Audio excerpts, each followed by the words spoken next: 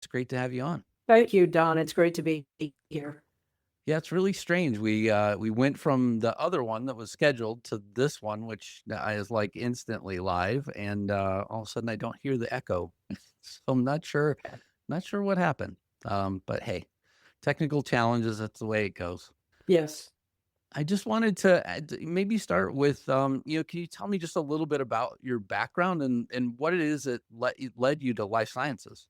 Sure. I have a varied background, mainly starting on the technical side with different engineering positions from process, manufacturing, electrical, mechanical engineering.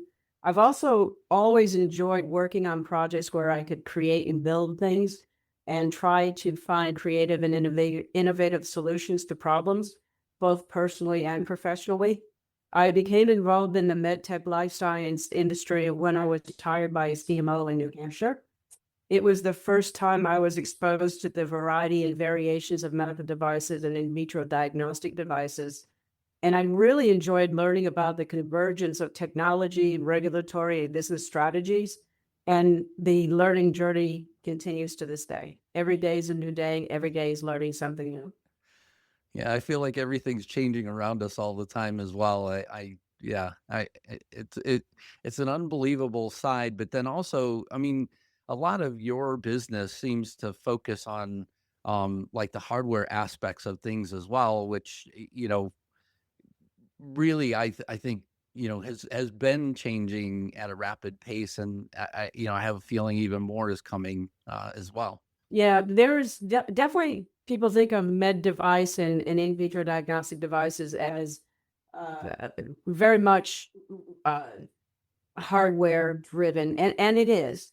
But with med devices now, and also a little bit within vitro diagnostics, there is a very large push for AI and other avenues related to the cloud and the traditional way of thinking med devices and in vitro diagnostic devices with AI, with cloud-based software, with software as a medical device, software in a medical device, and it's becoming more integrated with a traditional med device, as well as combining med tech and immunotherapeutics or med tech and pharma, which has been traditional. People think of it as, companion diagnostics or um, uh, other types of integration between devices and again, biologics or pharma.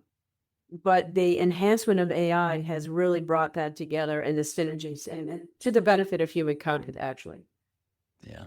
So in terms of your educational background as well, you have an associate in science and electronics. You also have a mechanical engineering degree, an MBA, and have a lot of education behind you. Just curious, how did that shape your career path? It allowed me to expand my career beyond the engineering aspect to operations, business development, R&D, global product launches, and quite frankly, leadership. I was also blessed with traveling to a number of locations around the world and being introduced to multiple cultures. And I became friends with a number of people even to this day as the years go by. And then, in terms of your experience, you also have a lot of varied experience from product development, sales, and then international product management. Can you talk, about the most significant career milestones that you have? Sure, there have been a number of them.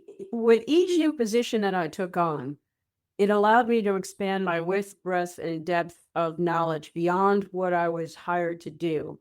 As I took on projects that would challenge my expertise, I always wanted to be challenged, and I always wanted to try to figure out a way to do whatever it was that I was being asked to do. This provided a better understanding of science, engineering, business, and marketing, and how each one of these disciplines must be integrated for success. You cannot work in silos, and everybody understands that. But understanding different perspectives is also a driving factor for success. Yeah, I mean, I kind of think about the fact that whether you're in a large company or a small company, having that ability to understand the fact that each function inside of a company oftentimes is contributing to the final success of, whatever product that you're trying to roll out, or, whatever challenge that you're trying to overcome. Hmm. And a lot of times, I agree with that. And a lot of times, any disagreements are typically disagreements from different perspectives. And if you understand those different perspectives, you can help resolve uh, any issues that may arise as humans interact with each other. Right. Yeah. So, throughout your leadership roles, what are some of the key challenges that you faced along the way? I have one example that I was thinking about this. My first engineering position was a process engineer in a mill factory, a mill facility that manufactured sandpaper and ceramic materials. So really heavy duty. And this was a company that was, 100 years old, was in the same multiple buildings that they had been in when they first started the company.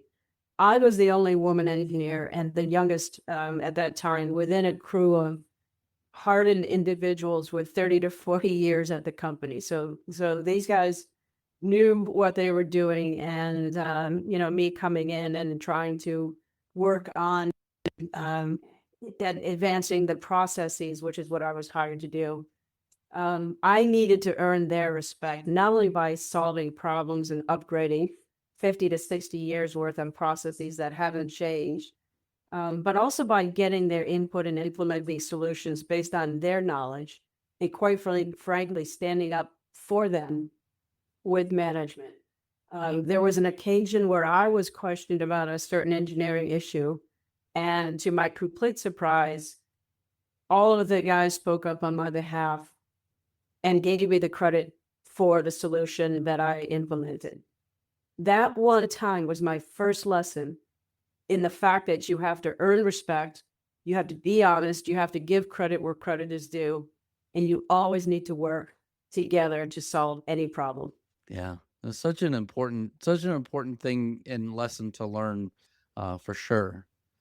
So Mhm. let's talk a little bit about your current company. And so, with May Enterprises, can you describe what you currently work on, and what is your mission? Okay, so basically, right off the top, our mission is to bring life-saving technology to market. May Group operates, May Enterprises operates on two business verticals. The first is what we call business service side, where we provide engineering, prototype, regulatory quality, and project management, as well as critical and market readiness services to medtech companies globally. We assist those companies gain market access. The second vertical is where we're bringing our own medical device to market, initially to the U.S. and the EU, Europe. Very good. And then, you've developed innovative technologies like thermal brachytherapy. And can you elaborate, on this technology and the impact it's having on the healthcare industry? Sure. That second vertical that I just mentioned, it is with the thermal brachytherapy medical device system. And that basically simultaneously delivers heat and radiation, so hypothermia and brachytherapy, to a resected cavity. This is oncology-based platform to enhance tumor cell destruction. Basically, the hypothermia, the heat, acts as a sensitizer to enhance the effect of the radiation. As I said, it basically enhances tumor cell destruction, increasing residual tumor cell kill, and the rate at the margins, what we call the at-risk margins, which is usually from the resected cavity out to about 10 millimeters annular rim, as much as a resected cavity can be annular. And also, it reduces the risks of radiation necrosis by shortening the treatment time. The potential impact to healthcare industry is shorter treatment time from the current standard of care, reduced costs for hospital care for an intended target. Right now, our intended target is GBM, brain cancer, GBM, and breast cancer. And potentially, in particular with GBM, extending time to recurrence because GBM is a very aggressive brain cancer.